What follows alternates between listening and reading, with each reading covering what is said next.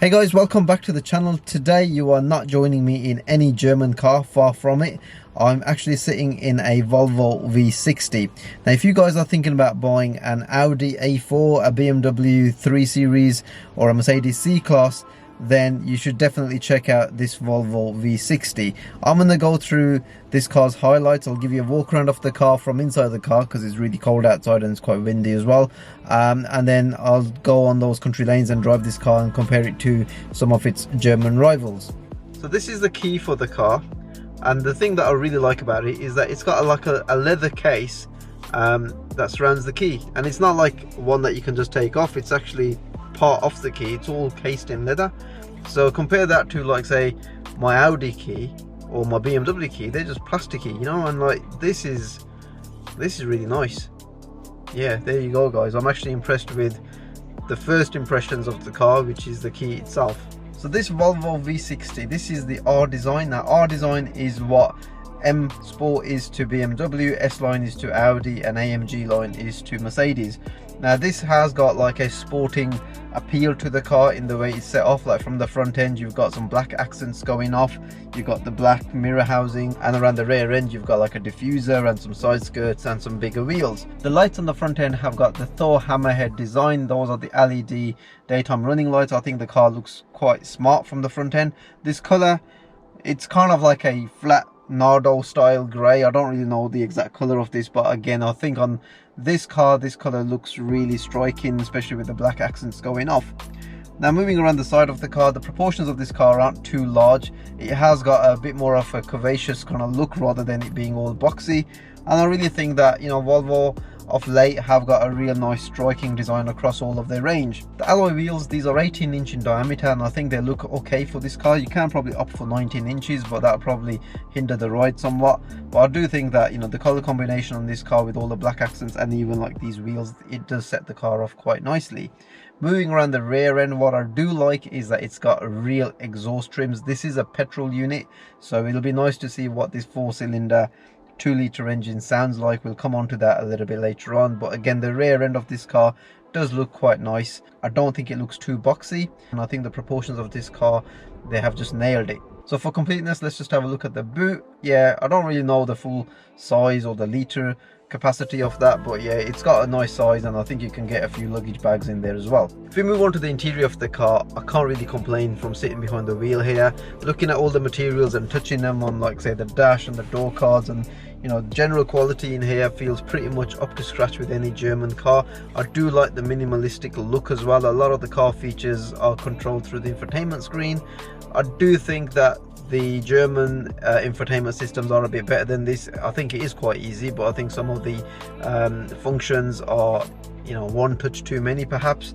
And then you've got the driver's display here. Again, I think it's quite a basic looking one compared to what I've got in the Audi A7 and even what you'd get in a BMW 3 Series. This car's probably a little bit older compared to those as well, from a, you know, kind of infotainment system point. It's nice to see that, you know, you have got digital cockpit view per se, but this car has got the head-up display, which I think compensates for the lack of information that you get here, which I think is quite a nice feature on this. I think what I like is like the touch points in this car. Everything has got like a very different feel to a German car.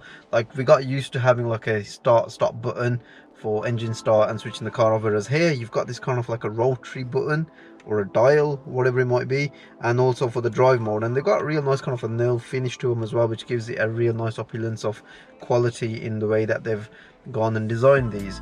I really think that it's pretty much a cool design from, you know, sitting behind the wheel here. These big air vents are quite nice to, you know, kind of just see, and like every feel has got a consistent quality, you know, kind of touch to it, which is really nice. This car's engine is a 2-litre turbo petrol. It's mated to an 8-speed gearbox.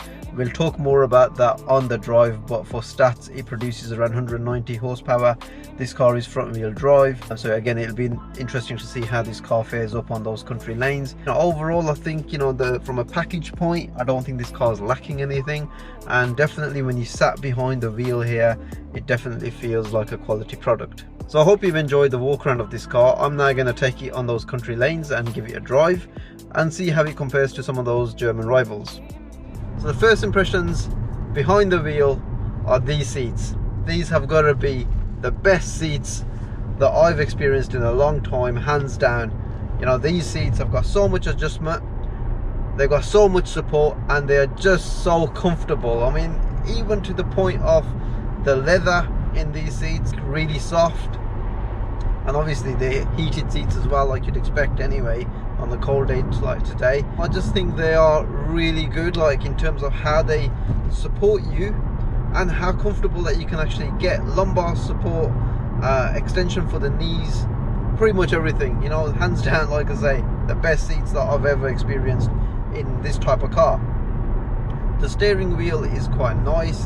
The leather on this, again, you know, it just feels of higher quality than what I've experienced in any BMW, and for that matter even in, like, say, my A7. I think this leather is much softer. The steering diameter isn't that large, so it's, you know, it just feels it's quite like a small steering wheel in your hands.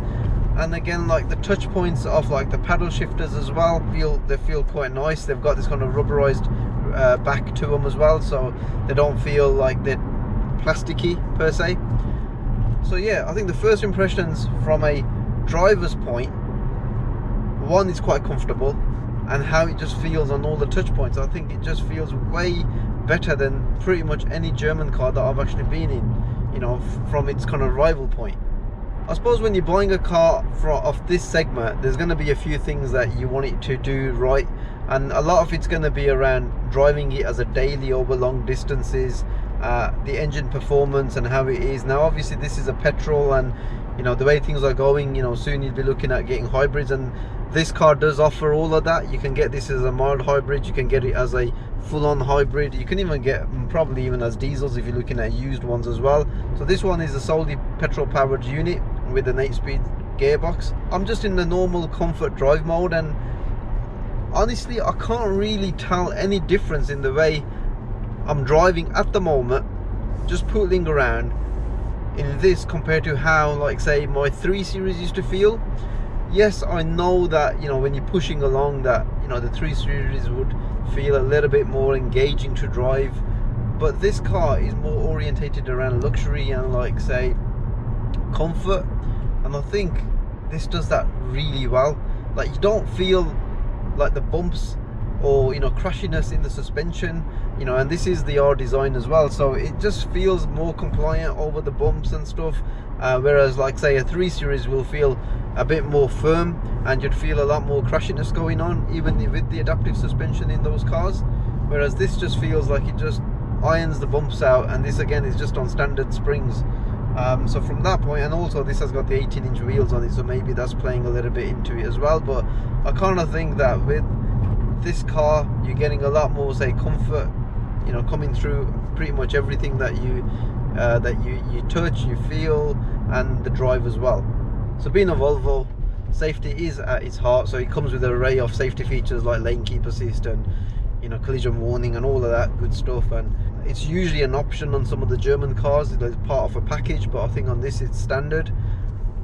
You know, you might start switching some of those features off, but I've kind of got used to it because I've got some of those features in my Audi A7, and I think I had them as part of a pack in the G23 series that I had, and yeah, you just kind of get used to them. And right now, with the amount of miles I'm doing, I wouldn't have it without those kind of features. It just takes the stress out of, you know, driving them as a daily.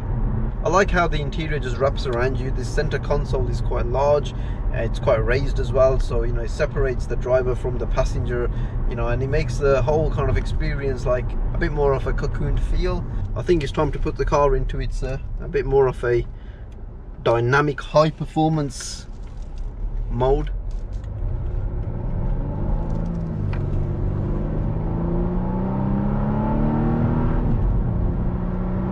Does rev out quite a bit, and you know what, it's got ample performance for what it is. I mean, it's never going to be a car that you're going to boot around like a hot hatch. You know, it's got 190 horsepower, so that's decent for the size of this car and how it kind of gets down the road. But, you know, equally you can put it into its dynamic high performance mode, as it's called, and, you know, put the gearbox into its manual mode and have a little bit of play. I don't think this gearbox is like the quickest at shifting through the clogs, There's a bit of a delay, but it's not a performance car, you know. It's a car that you're going to drive every day, most likely in just comfort mode, in its normal gearbox mode, and when it's in that setting, it's bang on. Yeah, there's a bit of body rolls in this car, but you know, again, it's more set up for comfort rather than, you know, backstreet hoon.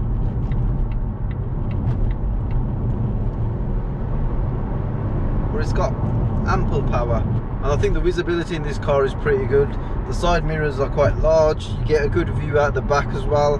This has got like a net in the back, so you know, that's kind of obscuring you at the minute, but you know, you can get rid of that. But yeah, overall I think it's, as a daily, I think it's a pretty nippy car. Like I said, this is a petrol powered unit, so this particular one isn't going to be too efficient on fuel. Even though it's a 2 litre, you probably get about 30 mpg, but you can always get like a plug-in hybrid. I might do like a completely different feature on plug-in hybrids at some point, just to give you my take on them. But yeah, let's take you down this road, see how it fares. You really have to push on to get the best out of this power unit, because it's a petrol unit and it's turbocharged, so it revs to about 6,500 RPM. It has about 300 Newton meters of torque, which again, you know, like from an everyday point, it's fine. You know, you're never going to be like throwing it around corners, you're never really going to be, you know, driving it spirited. But if that is what you are going to be doing, then I'll suggest that you probably get either one of the hybrid units with a, you know, a bit more power, or if you're looking at a used one, go for a diesel. So what can I take away from this car, and how do I compare it to any of its German rivals? Well, I kind of think that it gets a nice blend from a driving point. I don't think it's as sharp to drive as a 3 Series. That is the benchmark. But if I'm comparing it to, like, say, a Mercedes, I think, you know, the comfort levels on these seats are, I think, better than the Mercedes. The Audi A4 is a lot firmer to drive compared to this, and this gets the right blend. A lot of the features on this car are standard, like all the safety features, and those, most of them you'll have to pay extra for on, like, say, pretty much any German car.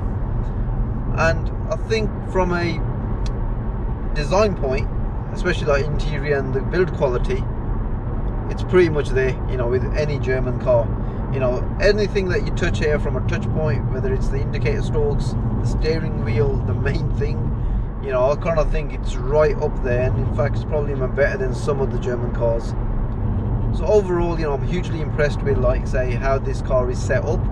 I think the head-up display makes up for the lack of information that you're getting on this binnacle down here. Infotainment system could be better. So this car is front wheel drive. You can get this with all wheel drive, like the way you can with all of its German rivals. I will say that the BMW and the Mercedes are generally rear wheel drive, and you've got to opt for the all wheel drive system on those, like the way you have to with this. This, like the Audi A4, is front wheel drive out of the box, but I don't think that it's a car that, you know, when you're pushing along in a corner, that it's going to fall over or anything. It handles pretty well, you know, unless you are really like pushing on and on and on, and you like revving it like, you know, past 5,000 RPM at some stupid speed, and you're going around the corner, you might feel that it's kind of understeering. But I mean, how often are you actually going to do that? You know, I mean, I'm just cruising along in this, you know, on this road, and in all honesty, it's absolutely fine. You know, for 80% of your driving time that you're going to be driving either this car or any of its rivals, you ain't going to really notice a huge difference between how this car drives and how a BMW does, or an Audi or a Mercedes for that matter.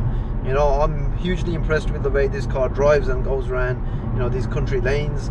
And most of the time, if you're just like sitting on the motorway and you got the cruise control on, I'd rather be in this than in any of the other German cars, just because it's so comfortable. So guys, I hope you found this really informative and enjoyable to watch.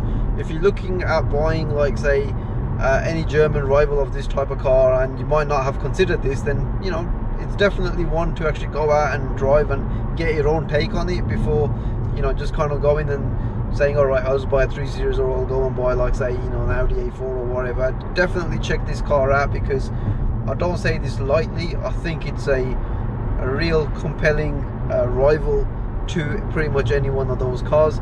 Give this video a like, share, subscribe for more content on more regular type of cars rather than always high performance cars. And hopefully, guys, I'll see you on the next one. Take care. Bye.